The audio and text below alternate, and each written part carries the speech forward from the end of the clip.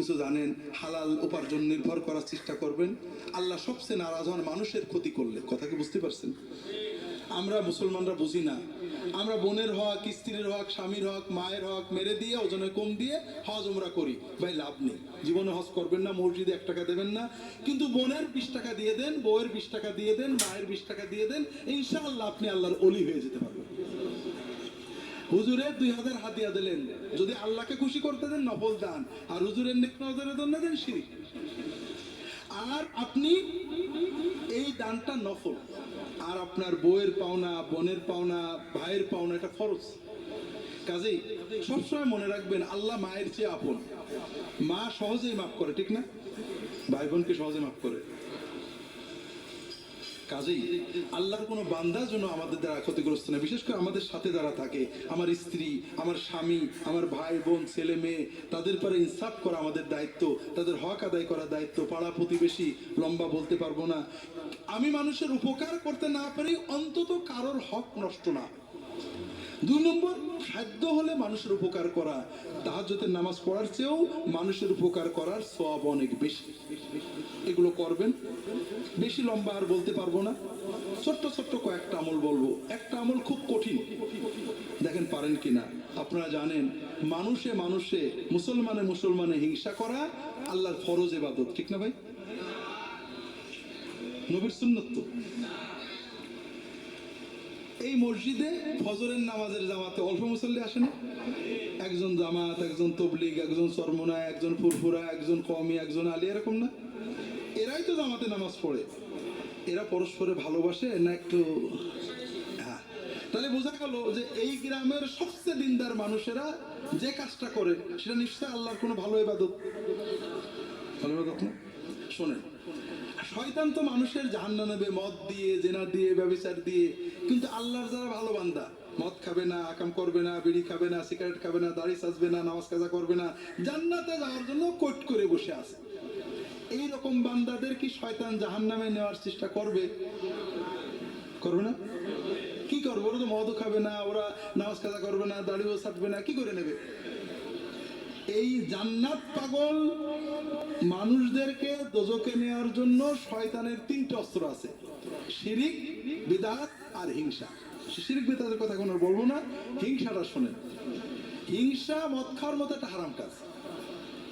কোন মুসলমানকে দুশ্মন মনে করা, তাকে শত্রু মনে করা মদ খাওয়ার মতো হারাম কাজ। এটাকে বুগদ বলে আরবিতে। তবে মদ খেলে একটা গুনাহ হয়, আর হিংসা বিদ্বেষে গুনাহ তো গুনাহ হয়, নেক আমল পুড়ে পুড়ে ছাই। তাহলে শয়তানের কোনটি লাভ বেশি? এই জন্য যাদের নেক আমল নেই তাদের হিংসা কম। দেখবেন নাচ গান করে, সিনেমা করে, কিন্তু এত হিংসা করে না। কিন্তু আমরা যারা দিনদার তাদের ভিতরে হিংসা বেশি, কারণ শয়তান জানে এরা 2-1 নাচ গান করলে দোজখে নিয়ে যাবে না, তওবা করে জান্নাতে চলে যাবে। কাজে এমন কাম দেব যেমন সব নেক আমল পুড়িয়ে ছাই হয়ে যায়। তো ভাইরা, হিংসা শিক্ষা হয় 2 দল মানুষ। এক দল হলো রাজনৈতিক নেতারা, তাদের স্বার্থটা কি? ক্ষমতায় যাওয়া, ঠিক না? তারা ক্ষমতায় যাওয়ার জন্য আমাদেরকে কি শিখায়? ও দেশের দুশ্মন, ও স্বাধীনতার দুশ্মন, ও জাতির দুশ্মন, ওর দুর্বিন, ওর মার ধর, এগুলো, ঠিক না? আর এক শ্রেণী হিংসা শিখাই ছিল হুজুররা। কি স্বার্থে? মুরিদ, মহব্বত, ভক্ত ঠেকানোর স্বার্থে। তা আমরা রাজনীতিও করব, হুজুরদের কাছেও যাবো। আমি কোনো হুজুরের খারাপ বলছি না, তবে আপনারা একটা পরামর্শ দিচ্ছি। আমার কথাই, রাজনীতিবিদের কথাই নিজের মনে হিংসা আনবেন না। হুজুরদের কাছে যেতে হবে, উপায় নেই। তবে হুজুর যদি হিংসার কথা বলে, বলে আল্লাহ হুজুর যা বোঝে বোঝে, আমিও তো বুঝেছি দিনে তোমার নবীর সব উম্মতের আমি ভালোবাসি। কথা বোঝেননি?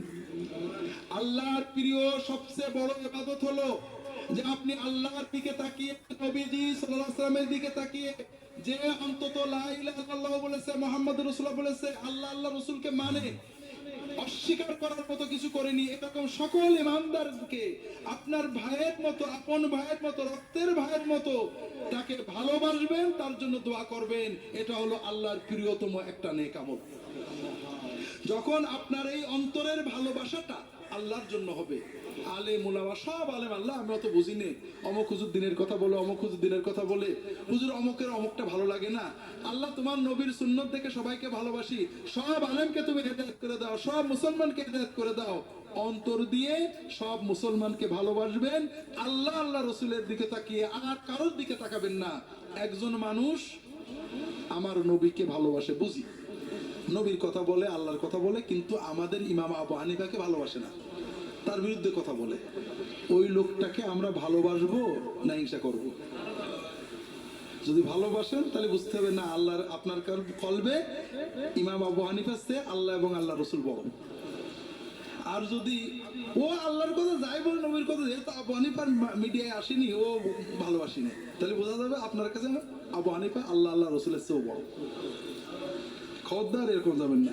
মনে করেন একজন আলেম নেককার মানুষ আল্লাহ আল্লাহ রসুলের কথা বলে, বুঝি শরীয়তে কোরআন হাদিসের কোনো কথা খেলাপ করছে না, দাঁড়িয়ে রাখে, নামাজ পড়ে, যাকাত দেয়, আরাম করে না, কিন্তু সে আমার পীর সাহেবকে গাল দেয়, অথবা আমার দলকে জামাত ইসলামকে গাল দেয়, অথবা আমার তবলিগকে গাল দেয়, আমি তার ভালোবাসবো না ঘৃণা করবো? যদি ঘৃণা করি বুঝতে হবে আমি আল্লাহর মহব্বতে না, দলীয় মহব্বতে এসে গেছে। আর যদি বুঝি যে দল আমার দল পছন্দ হয় না, সে বোঝে না, ঠিক আছে, কিন্তু আল্লাহ আল্লাহ রসুলে তো মহব্বত করে, আমাকে ভালোবাসতে হবে। এই ভালোবাসা পয়সা লাগে না, কিন্তু এর মাধ্যমে ঈমান মজবুত হয়, আল্লাহর পথে চলা সহজ হয়। কথা কি বুঝতে পেরেছেন?